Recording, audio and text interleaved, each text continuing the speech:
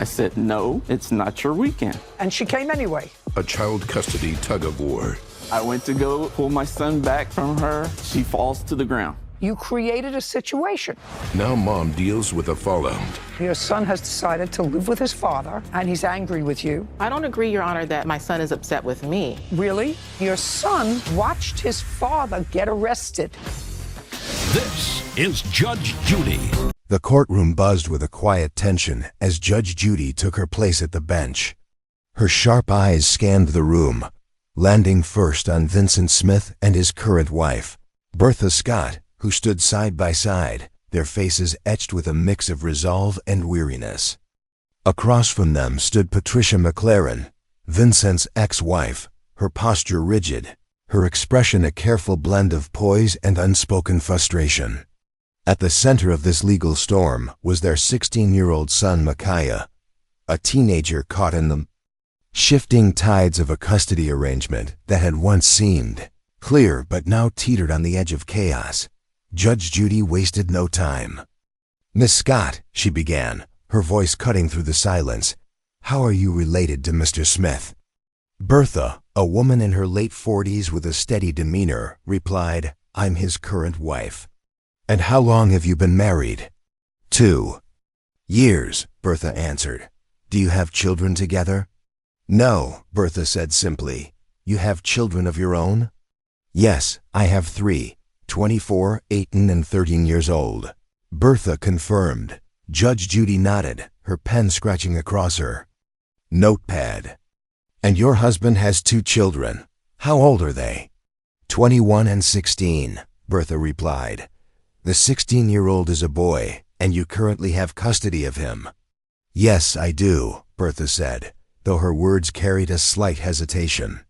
In truth, it was Vincent who held legal custody, but as his wife, Bertha was part of the household where Micaiah now lived. Turning to Vincent, Judge Judy pressed on. "Mr. Smith, how long have you and your former wife been divorced?"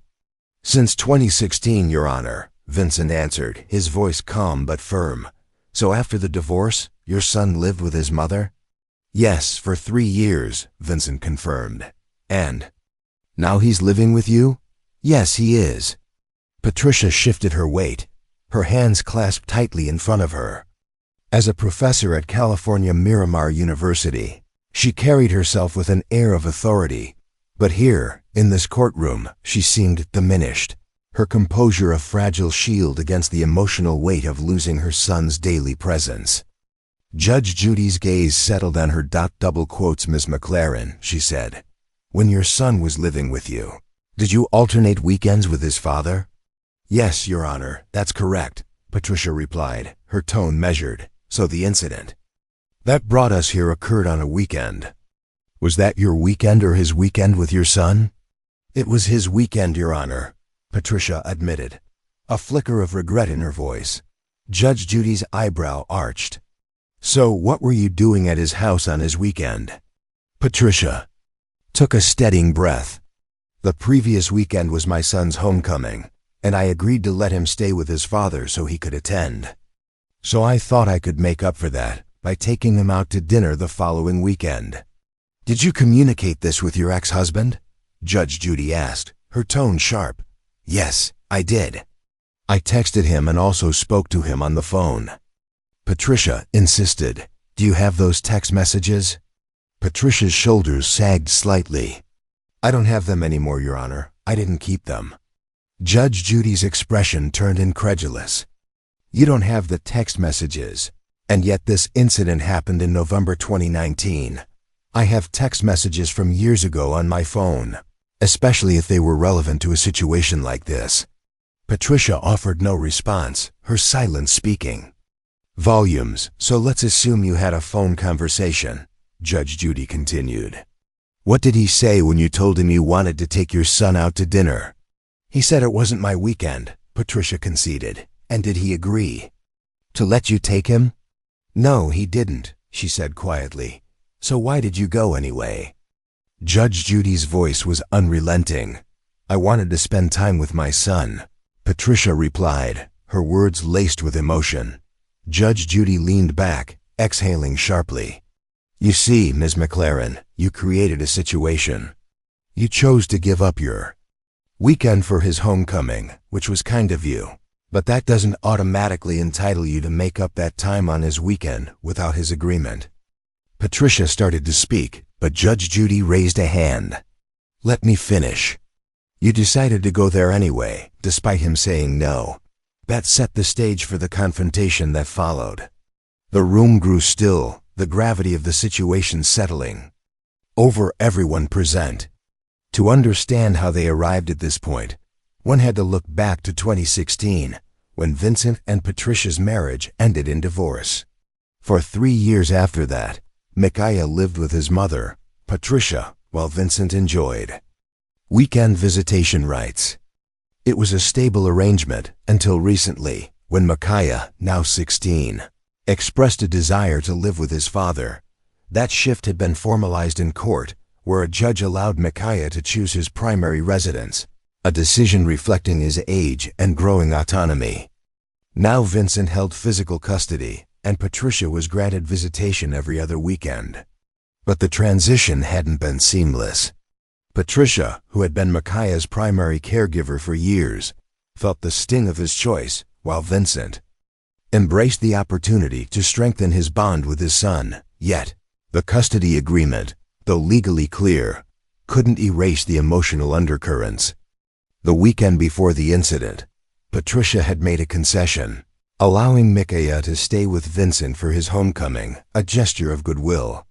But when she sought to reclaim that lost time by taking him to dinner on Vincent's weekend, lack of mutual agreement turned a simple request into a flashpoint dot as Judge Judy's questioning paused. The courtroom held its breath. What had happened when Patricia arrived at Vincent's house uninvited? How had a mother's desire to see her son escalated into a legal battle? The answers lay ahead, promising to unravel a tale of family strife, miscommunication, and a teenager caught in the middle dot. Do you think Patricia was justified in trying to see her son on Vincent's weekend? Comment 1 if you think she was, or 0 if you think she should have respected the custody agreement. Picture this: a mother, alone in her quiet flat, wrestling with the ache of absence. Her teenage son, once the heartbeat of her home, now lives with his father, and every tick of the clock feels like a reminder of what she's lost. This is where we find Patricia McClairen, a respected professor at California Miramar University, her world upended by a custody shift that's left her grasping for connection. Tonight, we unravel the choices that led her to a decision that sparked a courtroom drama, a decision rooted in love, but teetering on the edge of conflict. Stay with us as we dive into the emotions, the missteps, and the moment Patricia chose to defy the rules to see her son Micaiah. What drove her? Was it devotion or defiance? Let's find out. Patricia sat at her kitchen table, the glow of her phone casting shadows across her face. It was Friday evening, November 2019, and the silence of her home was deafening. For 3 years after her 2016 divorce from Vincent Smith, she'd been Micaiah's primary caregiver, their bond a constant in a life reshaped by change. But now, at 16, Micaiah had chosen to live with his father, a decision upheld by the family court. The transition was meant to be smooth. Patricia had visitation every other weekend, but the reality was far messier. Each day without Micaiah felt like a piece of her was missing. Last weekend, Patricia had made a sacrifice. It was her time with Micaiah, but his high school homecoming fell on Saturday, a milestone she couldn't bear to let him miss. She'd agreed to let him stay with Vincent, a gesture of goodwill. He's a good lad, she told Judge Judy later. He said, I'd love to see you, but I really want to go to homecoming. Is it okay? Patricia had smiled through the ache and said yes, texting Vincent to confirm. Let him stay for homecoming. I'll catch up with him another time. Now that concession gnawed at her. She'd given up her weekend, and the thought of waiting another week to see Micaiah was unbearable. Scrolling through his recent texts, love you, Mom, schools. Fine, Dad says hi. She felt a pang of longing. His messages were shorter now, less frequent, and a quiet fear crept in. Was Vincent pulling him away? As a professor, Patricia was used to solving problems with logic, but this was different. This was her son, her heart, determined to reclaim some normalcy. Patricia resolved to take Micaiah out for dinner on Saturday, making up for the lost weekend. The custody agreement was clear. This was Vincent's weekend. But surely, she thought, he'd understand her need to see her son. Joint custody meant shared rights, didn't it? She picked up her phone and dialed Vincent's number, her pulse quickening. "Vincent, it's Patricia," she said when he answered, keeping her tone even. "I want to talk about this weekend." "What about it?" Vincent's voice was gruff. "Wary, I let Micaiah stay with you last weekend for homecoming. I'd like to take him to dinner on Saturday, just for a couple of hours." There was a pause, then Vincent's reply came, firm and unyielding. "No, Patricia, it's not your weekend. The agreement's clear." Patricia's grip tightened on the phone. "But I missed my time with him. I'm just asking for dinner. It's only fair." "Fair?" Vincent scoffed. "You chose to let him stay for homecoming. That was your call. You can't just change the schedule whenever you feel like it." "Vincent, please," Patricia pleaded, her voice cracking. "I just want to see my son." "You'll see him on your weekend," Vincent said flatly. "Don't make this harder than it needs to be." The line went dead, leaving Patricia staring at her phone in disbelief. Anger and hurt surged within her. How dare he dictate when she could see her own son? Micaiah was hers too, and she had every right to be part of his life. As she sat there, emotions swirling, a reckless thought took root. What if she just went? Micaiah would be thrilled to see her, and maybe Vincent would back down once she was there. They'd co-parented civilly for years. Surely he wouldn't turn her away in front of their son. Doubt lingered, though. Vincent had been adamant, and showing up uninvited could escalate things. But her longing for Micaiah overpowered her hesitation. She missed him fiercely, and another weekend apart felt like a betrayal of their bond. "I wanted to spend time with my son," she later told Judge Judy, her voice heavy with emotion. That desire, raw and unyielding, drove her decision. Patricia made her choice. She'd go to Vincent's house, not to confront him, but to see Micaiah. A quick dinner, then she'd leave. No drama, no arguments, just a mother and her son. To steady her nerves, she called her friend Alex, a reliable confidant. "Alex, I need a favor," she said when he picked up. "Can you pick me up from the train station tomorrow? I'm going to see Micaiah."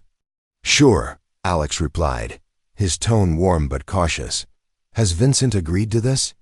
Patricia hesitated. "He knows I'm coming," she said, not entirely. "Truthful, I want to surprise Micaiah." Sensing her unease, Alex didn't press further.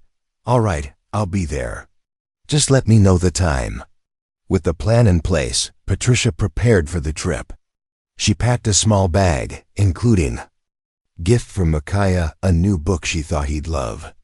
As she folded his favorite jumper, a wave of nostalgia hit. How quickly he'd grown, from a clingy toddler to a young man making his own choices. Tomorrow, she'd remind him that she was still his mom, no matter where he lived. The next morning, Patricia boarded a train to Vincent's town, her mind a tangle of anticipation and anxiety. She rehearsed what she'd say to Vincent, aiming for calm. "I'm just here to take Micaiah to dinner," she'd say. It won't take long. But deep down, she knew it wouldn't be that simple. Vincent was rigid about rules, and he'd made his stance clear. As the train pulled into the station, her phone buzzed with a text from Alex. "I'm here." She stepped onto the platform, spotting his car nearby. Alex greeted her with a hug, his presence a quiet comfort. "Ready?" he asked, studying her face. Patricia nodded, though her stomach churned with nerves. "I just want to see my son," she murmured. They drove in silence to Vincent's neighborhood, the familiar streets stirring memories of happier times. When they arrived, Alex parked a short distance from the house. giving Patricia space to approach alone. "Call me if you need me," he said, his voice reassuring. Patricia offered a grateful smile and stepped out of the car. She walked towards Vincent's house, her heart pounding with each step. As she reached the pavement, she saw Micaiah emerge from the front door, his face lighting up at the sight of her. "Mom!" he called, hurrying towards her. Patricia's heart swelled as she hugged him tightly. "Hello, love," she whispered, holding him close, but the joy was fleeting. From the corner of her eye, she saw Vincent's car pull up sharply, his face dark with anger. "What are you doing here?" he demanded, stepping out. Patricia's smile faded, replaced by steely resolve. "I'm here to take Micaiah to dinner," she said, her voice steady. Vincent's eyes narrowed. "I told you, it's not your weekend." And with that, the stage was set for a confrontation that would unravel their fragile co-parenting peace. Do you think Patricia should have respected Vincent's decision? Or was she right to follow her heart? Comment 1 if you think she should have stayed home, or 0 if you believe she was justified in seeing Micaiah. Imagine a quiet suburban street, the kind where neighbors wave and children play, suddenly transformed into the stage for a family's unraveling. On a crisp November afternoon in 2019, Patricia McClairen stands on the pavement outside her ex-husband, Vincent Smith's house, her son Micaiah in her arms, their reunion a fleeting moment of joy. But as Vincent's car screeches to a halt, his anger palpable, that joy shatters. What happened next? A heated exchange, an alleged assault, and a teenager caught in the crossfire would land them all in Judge Judy's courtroom. Tonight, we dive into the chaos of that confrontation, piecing together the choices and consequences that turned a mother's visit into a legal firestorm. Stay with us to uncover who was at fault and how a single moment changed everything. The sun hung low over Vincent's neighborhood, casting long shadows across the tidy lawns.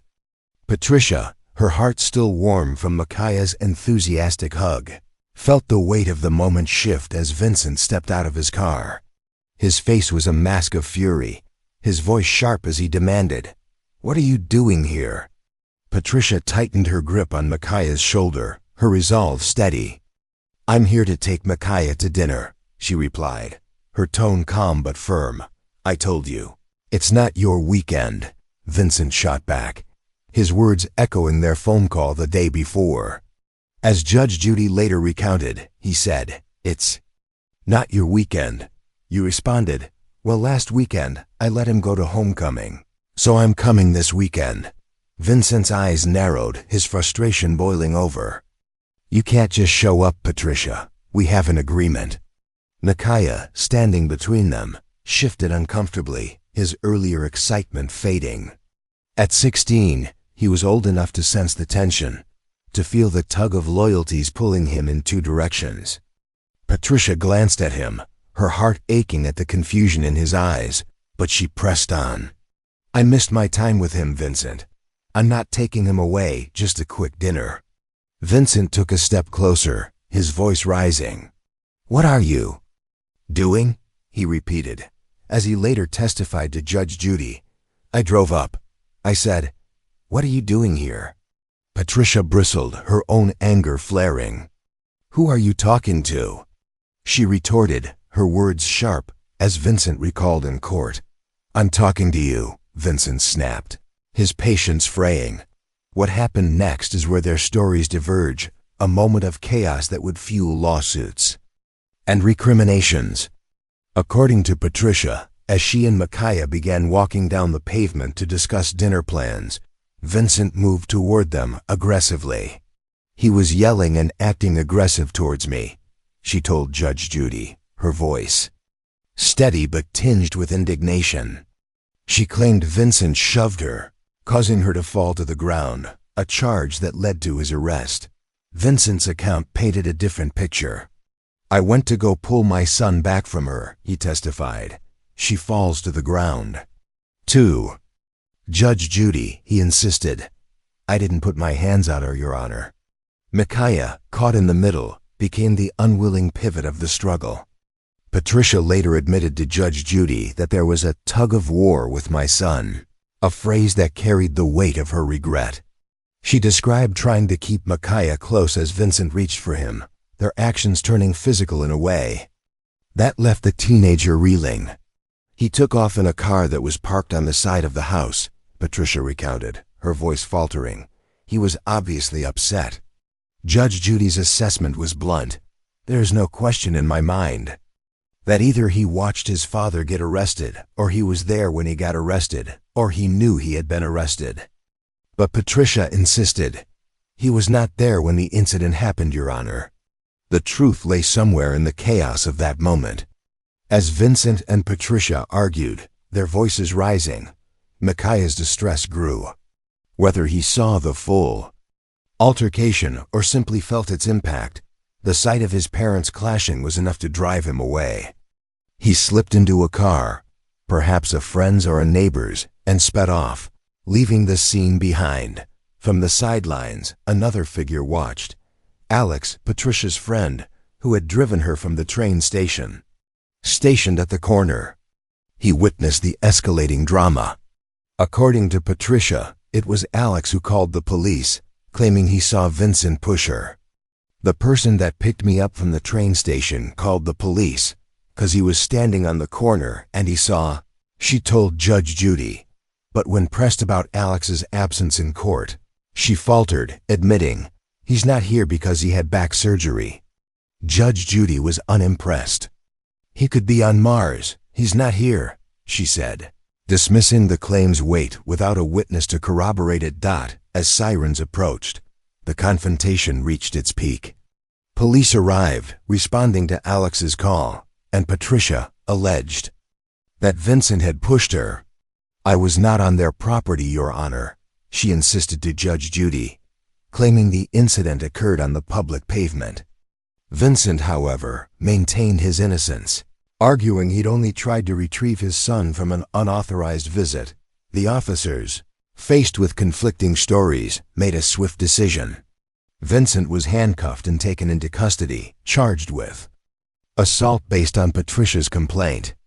Patricia, shaken but resolute, stood her ground, believing she'd been wronged. Someone chooses to push you or put their hands on you is not my responsibility, she later told Judge Judy, defending her actions. But Judge Judy saw through the layers of blame. You created a situation, she told Patricia, her voice firm. You were told not to go to his house, you went anyway. The judge's words cut deep, highlighting the ripple effect of Patricia's decision. Your son watched his father get arrested, she added, a statement Patricia disputed, but couldn't fully refute. In the aftermath, the pavement outside Vincent's house returned to its suburban calm, but the emotional scars lingered. Micaiah, wherever he'd gone in that car, carried the weight of seeing his family fracture. Patricia, convinced of her right to see her son, faced the fallout of her choices. And Vincent, humiliated by his arrest, would soon seek justice for what he claimed was a false accusation. As the police car drove away, Patricia stood alone, her victory hollow. The dinner she'd planned with Micaiah never happened, and the cost of that day was only beginning to reveal itself. What would the courtroom reveal about the truth of that confrontation? And how would Micaiah, the silent heart of this storm, navigate the divide between his parents? Who do you think was more at fault in this confrontation? Patricia for showing up uninvited, or Vincent for escalating things? Comment 1 if you side with Patricia, or 0 if you think Vincent was justified. A quiet suburban street, moments ago the scene of a heated family dispute, now hums with the wail of sirens. It's November 2nd, 2019, and Patricia McClairen stands on the pavement outside Vincent Smith's house. Her son Micaiah gone, fled in a car to escape the chaos. Vincent, her ex-husband, is in handcuffs, his face a mix of disbelief and fury as police officers lead him to a patrol car. What began as a mother's uninvited visit to see her son has spiraled into an arrest, a restraining order, and a courtroom showdown. Tonight, we unravel the aftermath of that fateful confrontation, how the police got involved, why Vincent was detained, and the legal fallout that brought this fractured family to Judge Judy's bench. Stay with us as we explore the consequences of one reckless moment and ask, was justice served, or was this a case of misunderstanding gone too far? The air was thick with tension as the police arrived at Vincent's house, their flashing lights casting an eerie glow across the neighborhood.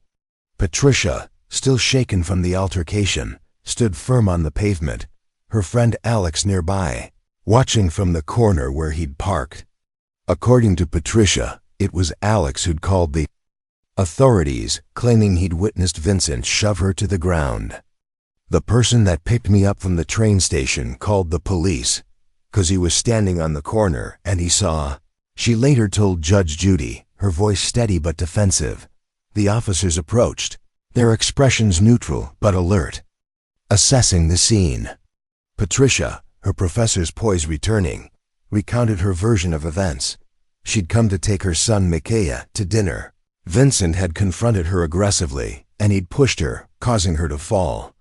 "I was not on their property, Your Honor," she insisted in court, emphasizing that the incident occurred on the public pavement. Her claim of assault formed the basis of the police's response. Vincent, however, told a different story.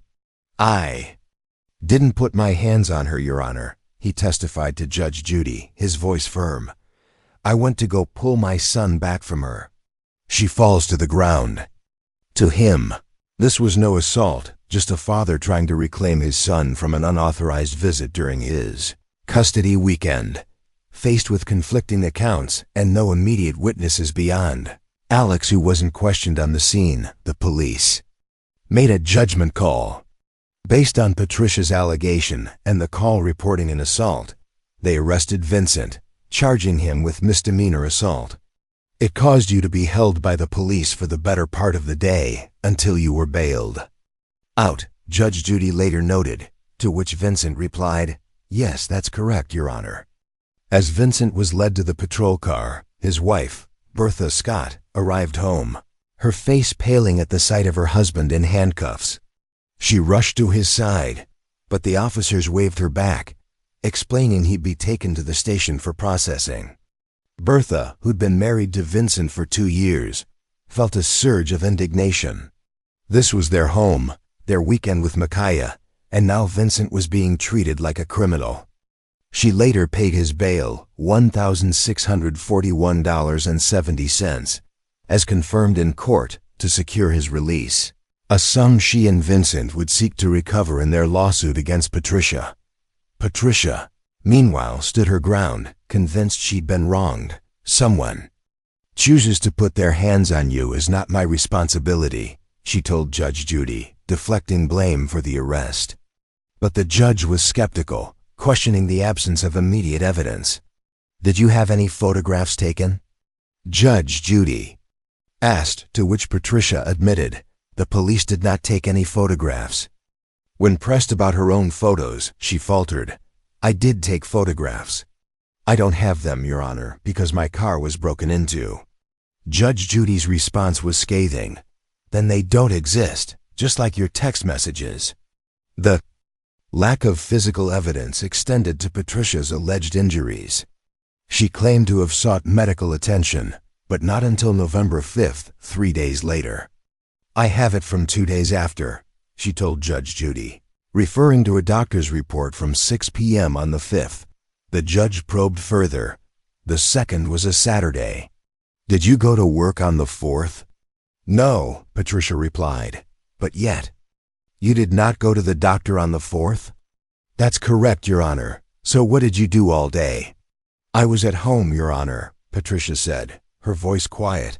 Judge Judy's skepticism grew. "Hospitals are open 24/7, and if you allege an injury, the police take photographs," she said, unconvinced by Patricia's delay. The medical report, when presented, showed Patricia had been prescribed medication and cleared to return to work the next day, suggesting minor or no significant injury. "I don't believe that you were injured," Judge Judy later told her, a verdict that undercut Patricia's claim, Back at the scene, as the police car drove away with Vincent, Patricia was left alone on the pavement, the weight of the moment settling in. Micaiah, who'd fled in a car during the confrontation, was nowhere to be seen, his absence a stark reminder of the emotional toll. He was upset because of what had happened, Patricia admitted to Judge Judy, acknowledging her son's distress but denying he'd witnessed the arrest. Judge Judy disagreed. He was present. He was upset because of what had happened. The legal consequences unfolded swiftly. Vincent, released on bail, faced an assault charge and a temporary restraining order filed by Patricia, both of which were later dismissed. Was the case against you dismissed? Judge Judy asked. Yes, it was, Vincent confirmed. Was the application for a restraining order dismissed? Yes, it was. The dismissals bolstered Vincent and Bertha's claim that Patricia's accusations were false, prompting their lawsuit to recover the bail money and seek damages. For wrongful arrest. Patricia, however, saw herself as the victim, her actions driven by a mother's love. I understand what you're saying, Your Honor, and at the same time, I also am saying since we share joint custody, he does not have full custody. She argued in court, defending her right to see Micaiah. But Judge Judy was unmoved, pointing to the root of the issue. You created a situation. You were told not to go to his house. You went anyway. As the dust settled, the family was left fractured. Micaiah, caught in the middle, grew distant from his mother, choosing to stay with Vincent. I don't agree, Your Honor, that my son is upset with me, Patricia insisted. But Judge Judy's response was blunt. He's angry with you.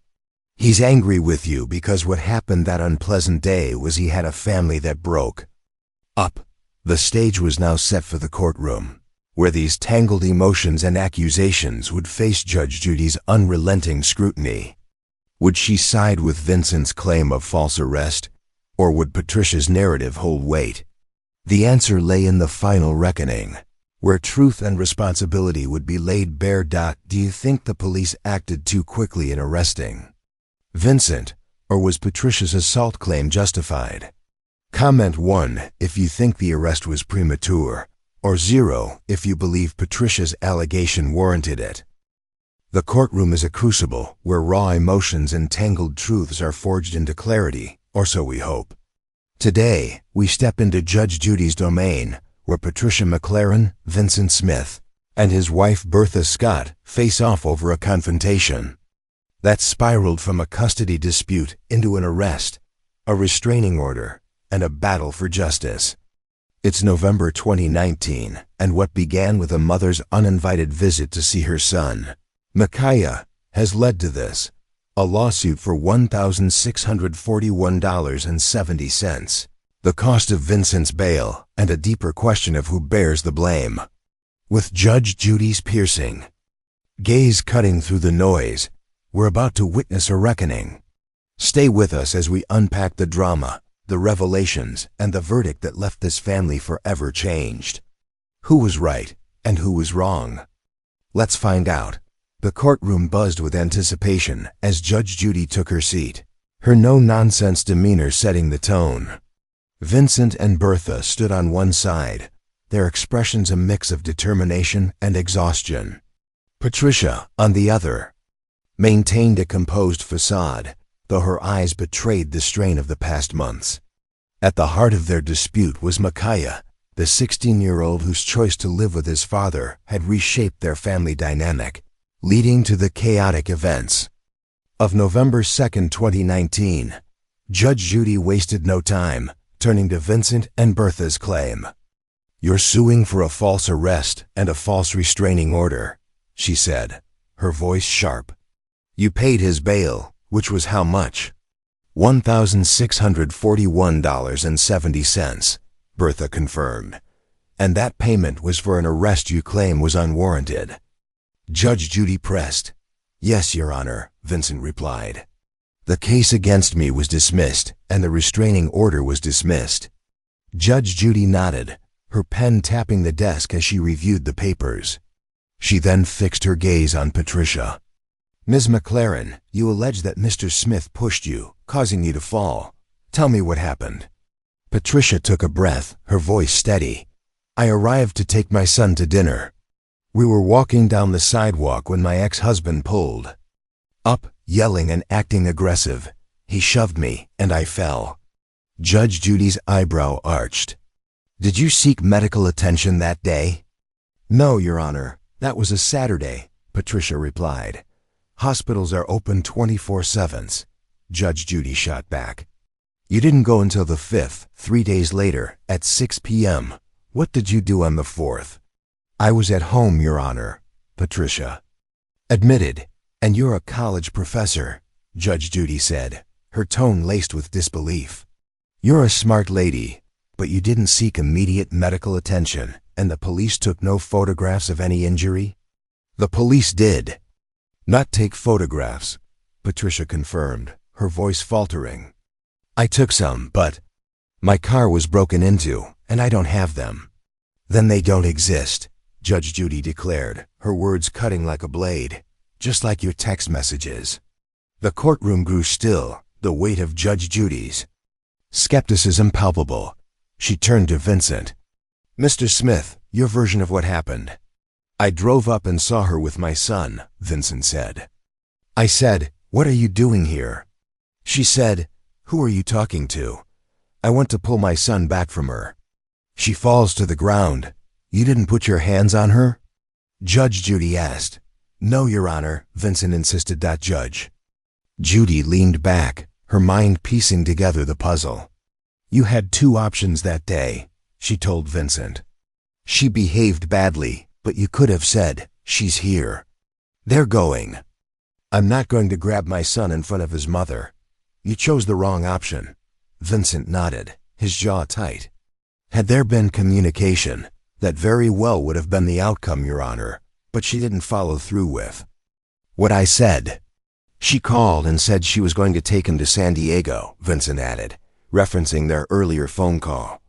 I said, no, it's not your weekend, and she came anyway.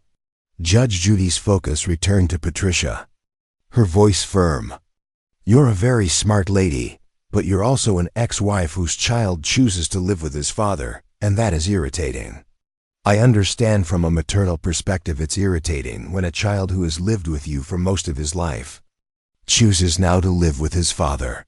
Patricia's eyes glistened, but she held her composure. I understand what you're saying, Your Honor, and at the same time, we share joint custody. He does not have full custody. Doesn't matter. Judge Judy snapped. You created a situation.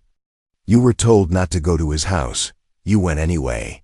Your son watched his father get arrested, or he knew he had been arrested, and he's angry with you. I don't agree, Your Honor, that my son is upset with me, Patricia protested. Really? Judge Judy's voice dripped with incredulity. Tell me the last time you saw him. It's been a few weeks, Patricia admitted. He has his SAT prep course. How often do you speak with him? I text him all the time, Patricia said, her voice softening. He's angry with you, Judge Judy declared. He's angry because what happened that unpleasant day was he had a family that broke up, and you decided to change the rules. The words hung heavy, a verdict on Patricia's actions before the official judgment.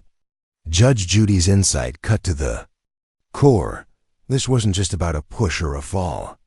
It was about a mother's desperation, a father's frustration, and a teenager caught in the wreckage.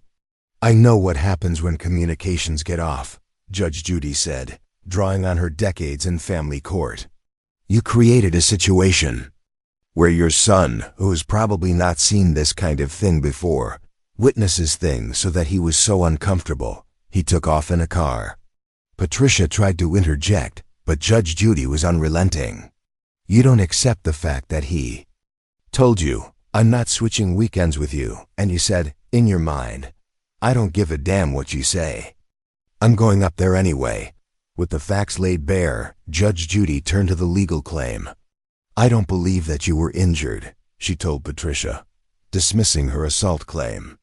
The case against you was dismissed, and the restraining order was dismissed, she confirmed with Vincent. Judgment for the plaintiff in the amount of $1,641. We're done. Thank you, Your Honor, Vincent and Bertha said, relief washing over them. As the gavel fell, the courtroom exhaled. Patricia stood silent, her defeat a quiet weight. Micaiah, though absent, loomed large, the true cost of that day's choices. Judge Judy's verdict was clear. Patricia's actions had set the stage for the chaos, and Vincent, though not blameless, deserved restitution. But beyond the money, the deeper loss was trust, connection, and a family's fragile peace. What lessons can we take from this? Sometimes, love blinds us to boundaries, and the consequences ripple far beyond a single moment. As we close this chapter, we're left wondering, can this family heal, or will Micaiah remain the silent casualty of their war? Do you agree with Judge Judy's verdict that Patricia was primarily at fault? Comment 1 if you support the judgment, or 0 if you think Patricia's actions were understandable.